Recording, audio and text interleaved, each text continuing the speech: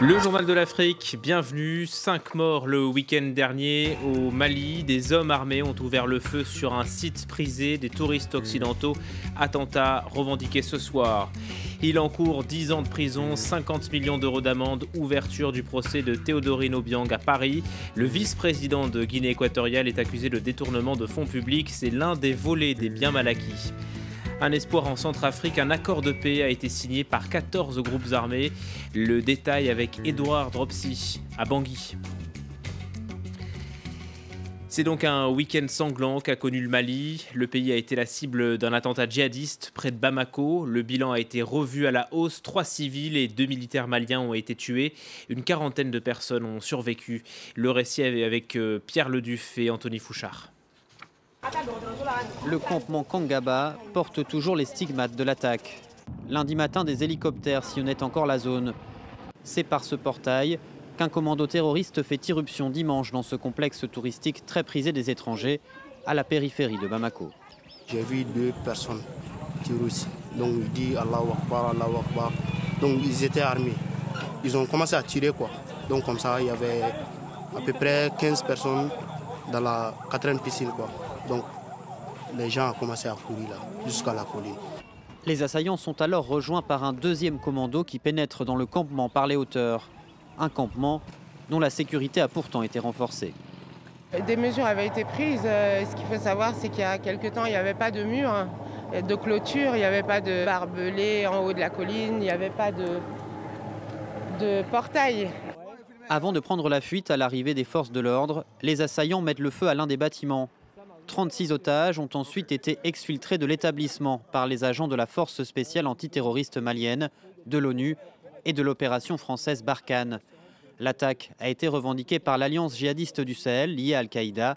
Au moins 4 assaillants ont été abattus par les forces maliennes. Oui, une attaque qui en rappelle d'autres en Afrique, en Côte d'Ivoire, mais aussi au Burkina Faso. Le 15 janvier 2016, 3 terroristes lançaient un assaut sur plusieurs bars et hôtels de Ouagadougou. L'un des établissements, le Cappuccino, a rouvert le week-end dernier. Laurent Berstecher.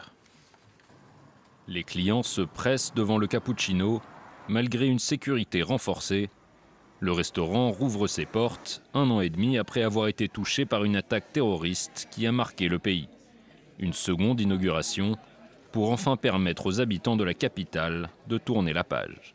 En aucun coin de la terre on est en sécurité à 100%, mais ici je pense qu'on est vraiment en sécurité au regard des différentes mesures de sécurité qui ont été prises. Le 15 janvier 2016, un commando d'Al-Qaïda prend d'assaut le Cappuccino ainsi que l'hôtel Splendide sur le trottoir d'en face. S'ensuivent près de 7 heures d'affrontement avec les forces de l'ordre, au cours desquelles 32 personnes sont tuées. Emmanuel Nikiema travaillait comme serveur au Cappuccino. Il se rappelle encore entendre les coups de feu alors qu'il était caché dans les toilettes avec une quarantaine de personnes. Mais il a aujourd'hui décidé de reprendre son ancien poste. Si j'avais peur, je n'avais pu me présenter ici pour revenir travailler. Surtout pas de peur. Pas de peur dans mon cœur, rien. La réouverture du Cappuccino fait suite à celle de l'hôtel Splendide l'année dernière. Un signe que la vie reprend doucement son cours sur l'avenue Kwame Nkrumah, l'une des plus prisées de la capitale. Un accord de paix, en tout cas sur le papier, en Centrafrique. Les autorités l'ont signé avec 14 groupes armés. Les parties s'engagent notamment à un cessez-le-feu immédiat sous le contrôle de la communauté internationale. Bonjour Edouard Dropsy, on vous retrouve en direct de Bangui. C'est un document précieux alors que les violences se sont intensifiées ces dernières semaines en Centrafrique. Effectivement, et comme vous l'avez bien dit, la principale information est que tous les groupes armés ont accepté un cessez-le-feu sur l'ensemble du territoire. Alors ces négociations qui ont commencé mercredi dernier à Rome sous l'égide de la communauté San Egidio spécialisée dans la résolution de conflits sont un peu l'épilogue de mois de tractation entre le gouvernement, les groupes armés et la communauté internationale. Et alors, donc, parmi la communauté internationale, il y a également 2 visions qui s'affrontent, celle de l'ONU et du camp occidental en général, qui se prononcent notamment contre toute impunité envers les responsables de crimes, comme cela avait d'ailleurs été signé lors du forum de Bangui en mai 2015, et le camp de l'Union africaine, plus enclise à négocier des immunités. Toujours est-il que ce point n'est toujours pas acté pour le moment. Mais un des participants à cette réunion me disait tout à l'heure que les négociations avaient été très dures, notamment de la part du FPRC, une branche de l'ex-CDK qui contrôle la majeure partie du pays. En cause notamment la levée des barrières qui sont présentes sur son territoire, ainsi que le cantonnement de ces éléments. Alors finalement, le FPRC a accepté de signer cet accord. En contrepartie, le gouvernement s'engage tout de même à entamer une consultation auprès de l'ONU pour une éventuelle levée des sanctions concernant les responsables des groupes armés accusés de crimes. Et donc c'est donc un accord important qui a été signé ce lundi à Rome, mais qui reste cependant extrêmement fragile car les tensions sont toujours très très vives dans tout l'est du pays, notamment à Lindao et à Bangassou, où plusieurs centaines de personnes ont été tuées il y a à peu près un mois. Édouard Dropsy à Bangui. Merci Édouard. Reviendra-t-il un jour à Paris? Théodorine Obiang, absent de son procès ce lundi, le vice-président de Guinée équatoriale est accusé d'avoir dépensé des millions d'euros en France. Il s'agirait de fonds publics de son pays. Nicolas Germain a suivi la journée d'audience. L'ambiance était assez tendue ici ce lundi entre les avocats de Théodorine Obiang et ceux notamment de Transparency International. Les premiers demandant si les autres souffraient de la chaleur ou bien d'Alzheimer, les seconds répondant que les autres défendaient simplement une association de malfaiteurs. Initialement, les avocats de Théodorine Obiang demandaient un renvoi de ce procès car ils estiment que ce n'est pas à la France de juger un vice-président étranger et pour cela ils ont lancé une procédure à la Cour internationale de justice de La Haye, mais la juge française ici a estimé qu'il ne fallait pas attendre la décision de La Haye et donc elle a refusé le renvoi du procès. Écoutez les réactions des deux parties.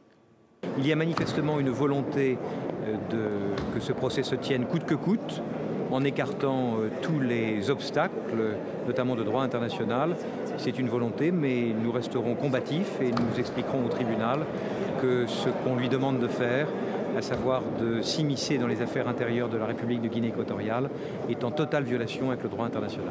Ça paraissait très peu réaliste que le tribunal ordonne le renvoi. Comment ça aurait été interprété? Comme une espèce de gratification des stratégies où se disputent le dilatoire, la mauvaise foi. Le procès est engagé, c'est ça qui compte, les témoins vont être entendus.